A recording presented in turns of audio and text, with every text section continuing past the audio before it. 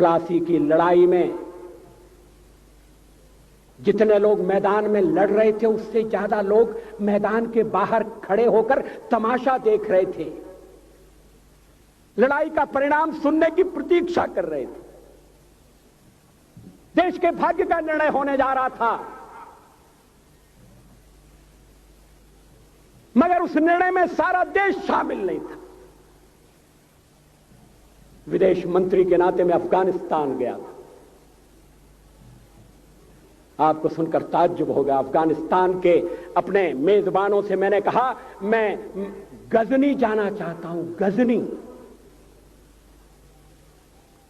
पहले वो मेरी बात उनकी समझ में नहीं आई, कहने लगे गजनी तो कोई टूरिस्ट स्पॉट नहीं है, गजनी में कोई 5 स्टार होटल नहीं है, गजनी में आप जाकर क्या करेंगे, गजनी में आप जाकर क्या देखेंगे।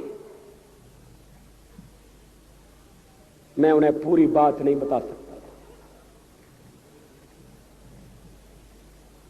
मेरे हृदय में कहीं गजनी कांटे की तरह से चुभ रहा है। जब से मैंने गजनी से आए एक लुटेरे की कथा पढ़ी है और किशोरावस्था में पढ़ी है, मैं देखना चाहता था वो गजनी कैसा है। आपको सुनकर ताज्जुब होगा, महमूद गजनी का अफगानिस्तान के इतिहास में कोई स्थान नहीं है।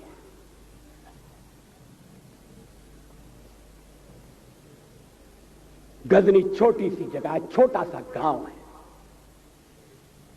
कल्पना करिए सैकड़ों साल पहले वहां धूल उड़ती थी, झोंपड़ियां थी, मगर एक लुटेरा लुटेरों को इकट्ठा करता हुआ सोने की चिड़िया को लूटने के लिए चला आया। आपस की फूट से जो राजा है वो लड़ेगा, जो क्षत्रिय है वो लड़ेगा। हमने समाज के बहुत बड़े वर्ग को लड़ने के अधिकार से वंचित कर दिया। हमने उन्हें हथियार नहीं उठाने दिए। मार्शल नॉन मार्शल के आधार पर हमने समाज को बांट दिया। वो लुटेरा सोमनाथ के मंदिर तक चला गया। पुजारी देखते रहे। मंदिर की पूजा भक्तों को करना पड़ती है। मंदिर तो एक प्रेरणा का केंद्र है। मैं देशपांडे जी की तरह से नास्तिक नहीं हूं, मगर उनकी नास्तिकता में भी जो आस्तिकता है मैं उसका आदर करता हूं, उसका सम्मान करता हूं। वो जिस आत्मविश्वास से नास्तिक होने की बात कहते हैं, तो मैं उनसे कहना चाहता हूं वो सचमुच में नास्तिक नहीं है। जिसकी आस्तिकता है, जिसका विश्वास है, वो नास्तिक कैसे हो सकता है? विश्वास किसमें है यह बड़ी बात नहीं है, विश्वास है या नहीं। हमने समाज के बहुत से बड़े वर्ग को विश्वासहीन बना दिया।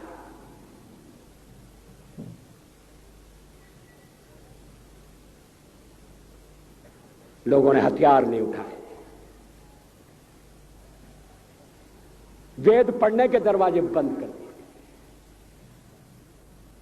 इसलिए हम पादाक्रांत हुए। अफगानिस्तान में मैंने एक बात और देखी। मुझे जिस होटल में ठहराया गया उसका नाम था कनिष्क। अफगानिस्तान एक मुस्लिम देश है। मुझे बड़ा ताज्जुब हुआ। मैंने कहा कनिष्क यहां कहां से आया? तो मेरे साथ अफगानिस्तान के विदेश मंत्री थे। मैंने कहा कनिष्क आपका कौन लगता है? कनिष्क से आपका क्या संबंध है? कहने लगे कनिष्क हमारा पूर्वज है, कनिष्क हमारा पुरखा है। He was one of our forefathers। मैंने कहा तब तो हमारे आपके पुरखे एक हैं।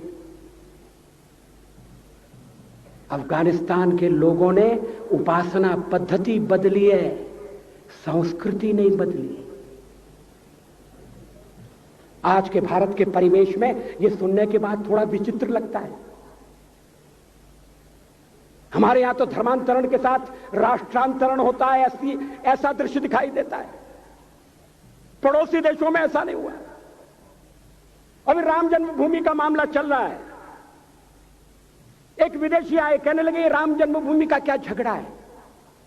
हमने कहा इस पर विवाद हो रहा है कि श्री राम कहां पैदा हुए थे, और जहां पैदा हुए थे वो स्थान उनके मंदिर के लिए प्रयुक्त किया जाए या न किया जाए। वो इंडोनेशिया से आए थे, वो मुसलमान है। कहने लगे हम तो समझते थे कि राम के लिए सारे भारत में आदर होगा, सम्मान होगा। हमने कहा ये आपने कैसे समझा। कहने लगे आप तो इंडोनेशिया आ चुके हैं, इंडोनेशिया में बहुत से लोगों ने इस्लाम स्वीकार कर लिया, मगर श्री राम को विस्मृत नहीं किया, श्री राम को भुलाया नहीं। इंडोनेशिया के बाली द्वीप में 1 महीने रामायण की लीला होती है। मैं उस समारोह में जा चुका हूं। उस समय भी विदेश मंत्री मेरे पास बैठे थे। मैंने कहा ये रामायण ये क्या हो रहा है। मैंने कहा एक्सीलेंसी ये मंच पर क्या हो रहा है। कहने लगे एक्सीलेंसी आपको पता होना चाहिए। हमने कहा मुझे तो पता है मगर मैं जानना चाहता हूं। कहने लगे ये रामायण है, ये राम है, ये लक्ष्मण है, ये सीता है। हमने कहा इनसे आपका क्या संबंध है, आप तो मुसलमान हैं। कहने लगे हमारा संबंध बहुत पुराना है, हमारा तब का संबंध है जब हम मुसलमान नहीं हुए थे। थाईलैंड की राजधानी अयोध्या कही जाती है। थाईलैंड के राजा को आज भी राम कहा जाता है। सावरकर जी ने हिंदू राष्ट्र की बात की, हिम्मत के साथ। बुनियादी तौर पर भारत हिंदू राष्ट्र है।